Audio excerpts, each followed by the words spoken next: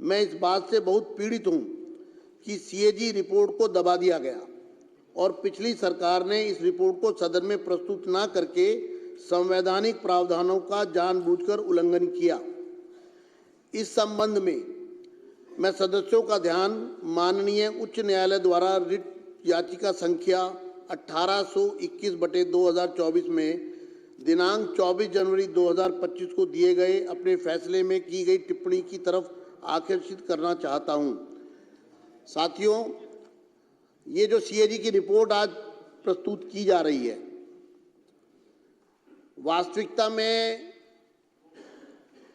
एक भ्रांति फैलाई गई, जिसको मैं सदन के समक्ष स्पष्ट करना चाहता हूं कि रिपोर्ट स्पीकर को दे दी गई है, लेकिन हाई कोर्ट ने जो टिप्पणियां की है इस पूरे मामले में, उससे आपको स्पष्ट हो जाएगा कि सीएजी की रिपोर्ट को किस तरह से दबाया गया। हाई कोर्ट के फैसले में कहा गया 39 para 39 it would be supervised of the constitutional mandate to withhold these reports from the legislature for an inordinately long period after the same have been forwarded by the CAG to the concerned government। मैं इसका अनुवादित पक्ष पढ़ रहा हूं। इन रिपोर्टों को CAG द्वारा संबंधित सरकार को भेजे जाने के बाद इन्हें विधायिका से अर्थात सदन से सदस्यों से बहुत लंबे समय तक रोके रखना संवैधानिक जनादेश के विरुद्ध होगा। ये हाई कोर्ट की टिप्पणी है। दूसरा, it is quite evident 41 para high court के फैसले का, it is quite evident that most of these CAG reports were kept pending with the respondent number 1 Delhi government, respondent number 2 chief minister for an inordinately long period of time।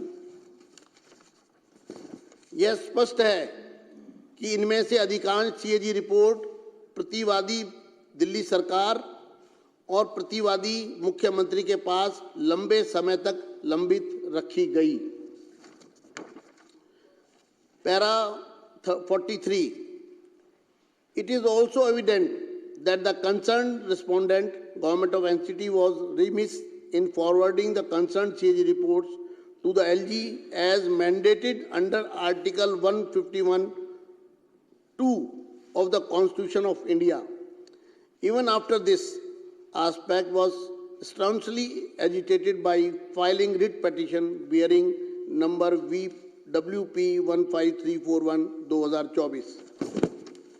Court ने कहा, यह भी स्पष्ट है कि संबंधित प्रतिवादी दिल्ली सरकार ने भारत के संविधान के अनुच्छेद 151(2) के तहत उपराज्यपाल को संबंधित सीएजी रिपोर्ट अग्रेषित करने में लापरवाही बरती, जब जानबूझकर उसको रोके रखा, जबकि इस पहलू को रिट याचिका दायर करके जोरदार तरीके से उठाया गया था।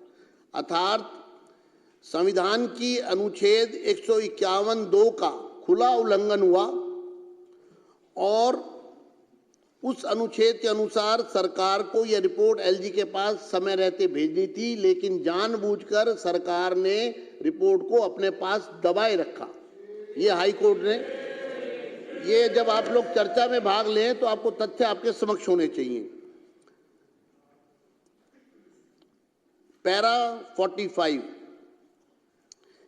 even thereafter the respondent Government of Delhi did not act with alacrity in the matter। इसके बाद भी दिल्ली सरकार ने मामले में तत्परता से काम नहीं लिया। कोर्ट में आने के बाद भी सरकार अड़ी रही रिपोर्ट को अपने पास दबा के रखने में।